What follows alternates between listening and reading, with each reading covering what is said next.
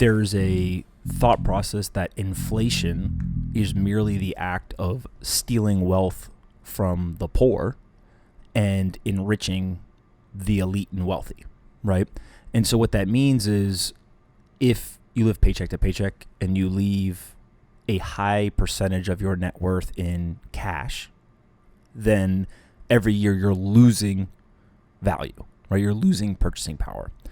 But if you actually have other assets, and a lot of them, inflation continues to drive the price of those assets up, and therefore those that own non-cash assets actually benefit drastically from inflation and are incentivized to keep the party going, right?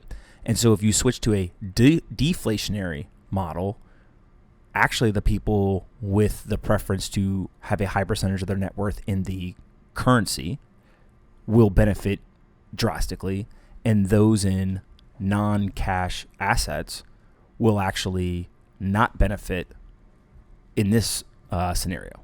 For sure. And I like to describe Bitcoin and sort of this entire sort of phenomena as a grand wealth transfer event. And I believe that it will be arguably the single biggest wealth transfer event in human history. It will be a wealth transfer from the old to the young, from the tech savvy to sort of the more conservative, from the open-minded to sort of the more closed-minded, and of course from the people who will be holding these crypto assets, and most of all Bitcoin. And the losing side in this case would be people holding fiat currencies, gold, etc. Absolutely. So let's say that everything you've described is true, right? And you just laid out the blueprint for how this is going to play out over the next decade, 2, 3, 4 decades, right? How big is the opportunity, right? What is the market cap of Bitcoin 10 or 20 years from now? So like before I answer that question, I'll say that as Bitcoin, let's say 6 to 8 years from now, as it's a bit bigger, much more volume, much more Lindy effect, much more trust, much more credibility, etc., much more mainstream, people will simply compare two things, and Bitcoin will be in a free market battle against fiat currencies and gold simultaneously, and even other things when you just isolate the store of value component, as we have discussed. People will simply say, okay, this thing is expanding at 6% per year in its supply, and this thing is expanding at 1% per year in its supply. Which one should I pick as a store of value? And that's why, to me, sort of this feedback loop is inevitable. It will be so difficult to stop. The math becomes undeniable. It is really, if you sort of extrapolate this phenomena and extrapolate this sort of wave of financial change, Bitcoin will be a black hole that will absorb a tremendous amount of value. I believe the total addressable market is somewhere between 100 and 200 trillion. I like to say it will be 160 trillion. So if Bitcoin, and that is if we go off of the $10 million per Bitcoin price in today's terms, without even counting the sort of the inevitable hyperinflation of fiat currencies. And so this is my reasoning. So you think that a single Bitcoin will be worth $10 million in today's money? Mm-hmm. Yes, I do. And which would give us a market cap of what, like 160 trillion. Right now, the current market cap of Bitcoin is 110 billion. I believe when this bear market is done, give or take, we'll bottom somewhere around 80 billion.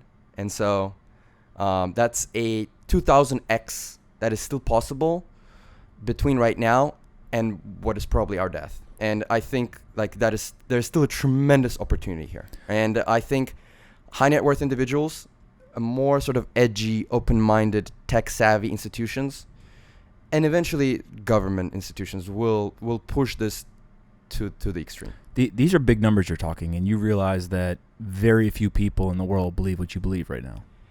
I realize that. But if you spend sort of months and months studying this, it sort of becomes a self-fulfilling prophecy to you. I'm very confident. Bitcoin will be bigger than the US dollar, and potentially even bigger than all of them combined. Because there's an interesting table that Vijay Boyapati has made. And he says that cryptocurrencies, or Bitcoin in particular, are harder to tax, harder to seize, easier to transfer, harder to steal, easier to sort of cheaper, easier, faster to send around the world. They are borderless. They are sort of uber competitive. They're highly deflationary, etc. And there's dozens and dozens of reasons.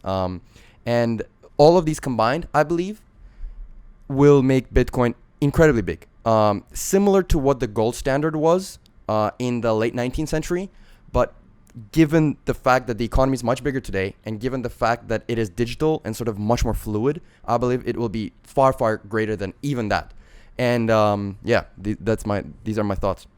Absolutely. So let's talk about this idea of hyperinflation and the fiat currency experiment, right? So 1971, was it Richard Nixon, right? Takes us off the gold standard.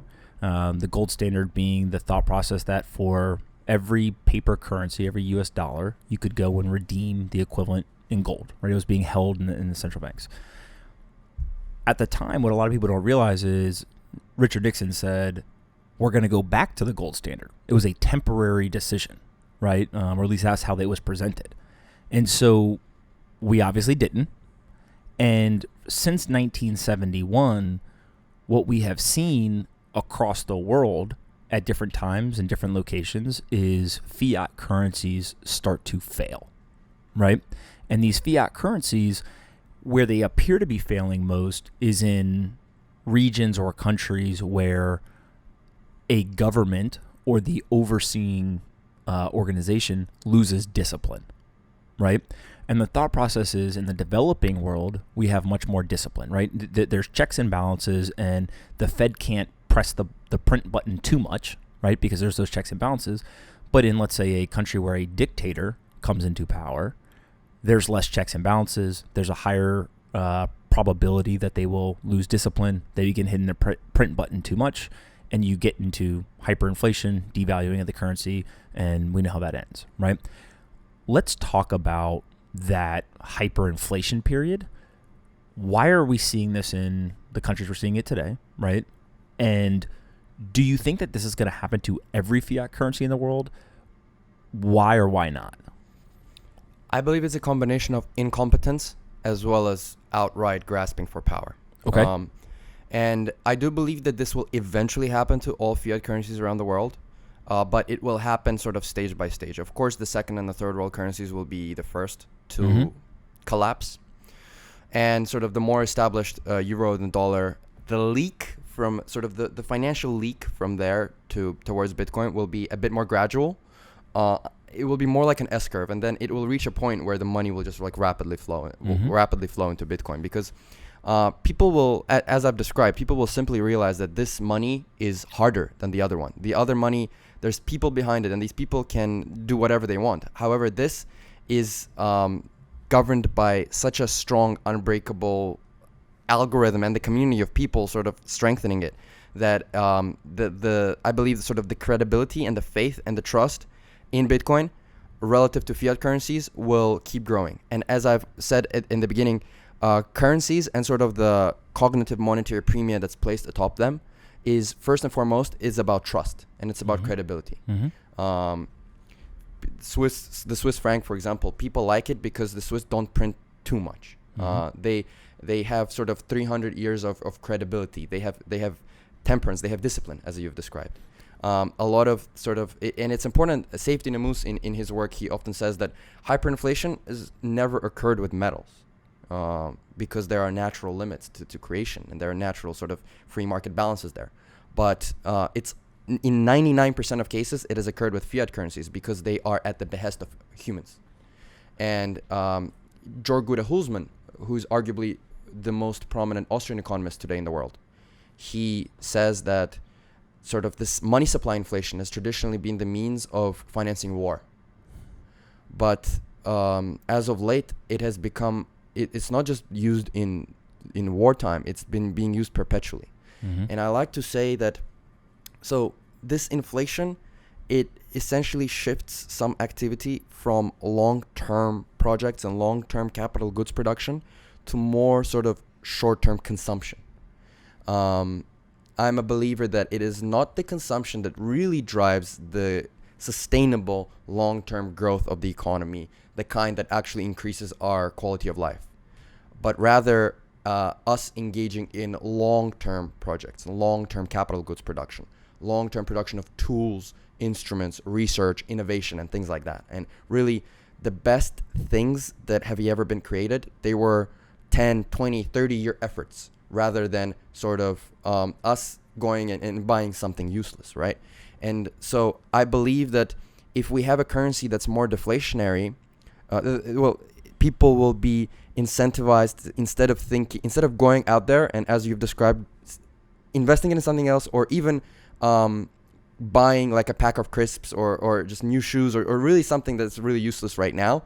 Instead, people will be, just due to the deflationary nature of it, it will be seen and felt as more precious. People will be more incentivized to A, save, and B, invest in long-term projects and long-term sort of craft.